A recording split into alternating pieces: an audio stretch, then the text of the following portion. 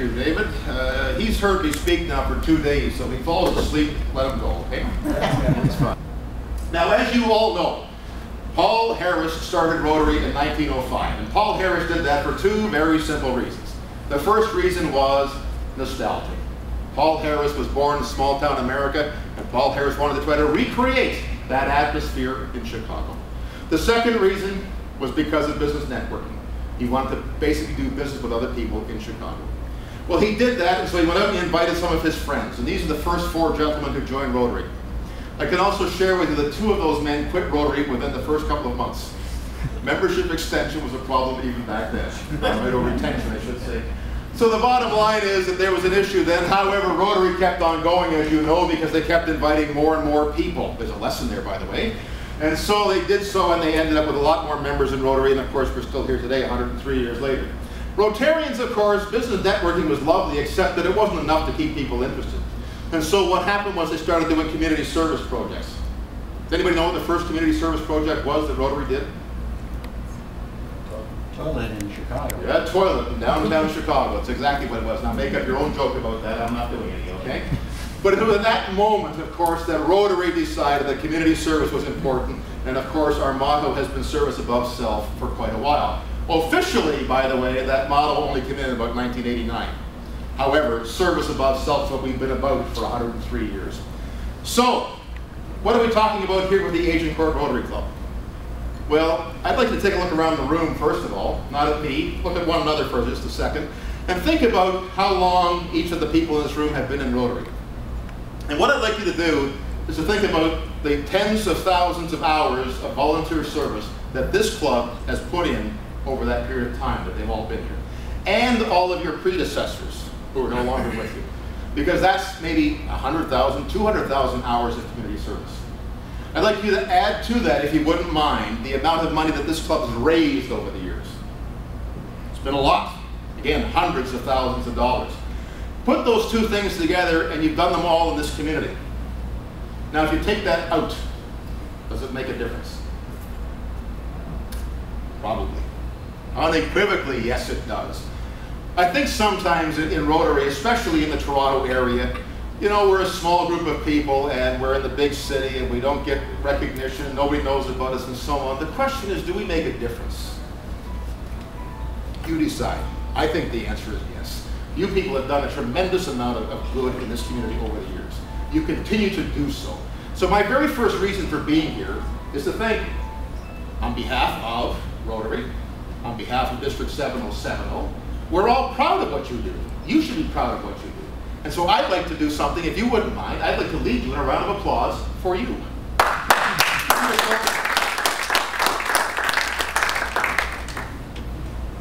Rotary truly is a group of ordinary people that together do extraordinary things. You've been doing it for years. Please keep doing it. Please keep doing it. Other thing I'd like to point out to you is something called the 4-way test. You all know about it.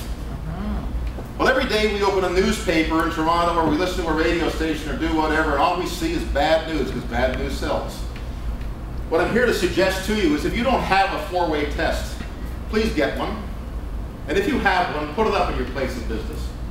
And make sure it's visible. Don't stick it in the back room. Get it right out in front somewhere.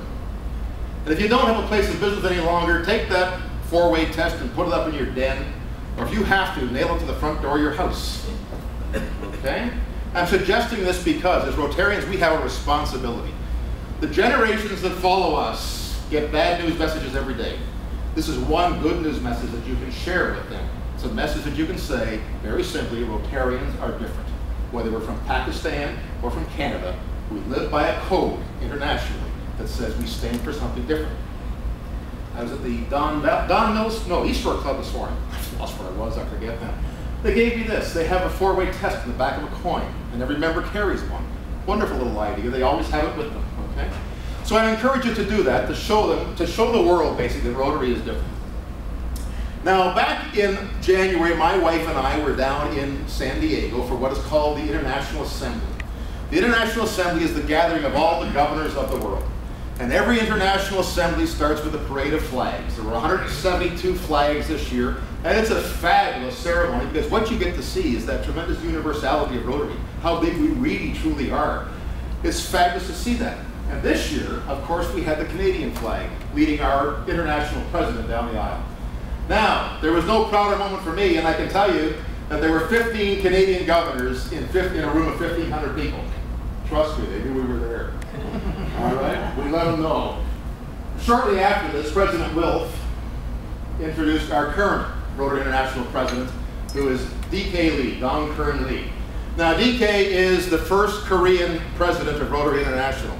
I can tell you the Koreans are just as proud of him as we were of Wilf last year. President D.K., and there's always this thing, by the way, I should mention for our guests especially, R.I.P. does not mean rest in peace. Dave Fairwood will not know that, but that stands for Rotary International President, okay, just so we know. Anyway, D.K. is from Korea, and he owns a textile business, and he actually does, this is the official theme tie, by the way. The theme is on there. You can't see it from where you are, but that's why I'm wearing that. And this is the official jacket. We lucked out with dark blue. We can wear that one anywhere. So anyway, D.K. is a follower of the principles of Confucius. And that means he's a very, very gentle man. But he's a great visionary as well. And he has some great views of what he feels the Rotary should be about. And so he said to the governors that when we were in San Diego, that he wanted us to share with each of our clubs, and that's why I'm here this evening, the second reason, to share with you what D.K.'s vision is for Rotary in the coming year. What he suggested to us very simply was that Rotary has 3 areas of emphasis. These are things that we have been doing for a number of years. We've been doing them well. They are water and sanitation, literacy and education, and health and hunger. Rotary International has done projects in these areas for a very, very long time. We do them successfully. These are projects that we do at home and internationally. They are projects that make us proud to be Rotarians. They define who we are. We also have a district that has committees that are available to assist you as a club. I tell every club when I go to see them, every board of directors, our district only has one purpose, by the way. The district is here to support Rotary clubs. That's what we're about. We're not here to tell you anything. We're here to share with you and help you as best we possibly can. When we were in San Diego, President D.K. shared something else with us. He shared a number, 26,000. Shocked the heck out of me. I assume it will to you as well. Because 26,000 is the number of children under the age of 5 who die every single day from preventable causes. My friends, that's one child every 3 seconds from preventable causes. And so President D.K. said to us as Rotarians, we have to do something about reducing that number. He challenged us to do so. And so, he then revealed his theme. The theme, of course, is make dreams real. When you look at that logo, what do you see? Mother and child is what everybody says, and I agree. It could equally be a father and child, of course, and it could also perhaps be the Rotarians of the world caressing and cradling the children of the world. Because perhaps the subtitle of this should be Make Dreams Real for the Children of the World. So, 26,000 kids live in conditions such as this on a daily basis. And of course, they die every 3 seconds.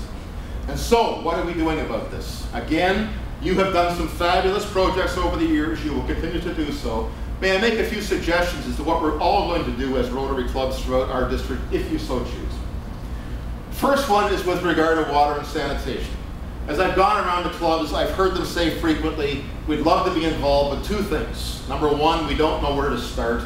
Number 2, we don't have a lot of money, so we're not sure we can make an impact. Well, here's the story. Last year we tried one of these projects. We had a number of clubs that got together. They raised $30,000. Now, all I can tell you is that we used our Rotary Foundation. You know about our Rotary Foundation, because this club supports it very well. I don't know whether you're aware of it or not. You all know we have goals. We have that $100 per member goal and so on. You do know that you beat it by about 300% last year. Wow. Yeah, wow. You guys support the foundation. Now, here's what we can do with the foundation. That money last year, that $30,000, was turned into a project that was worth $210,000. That's what our foundation does.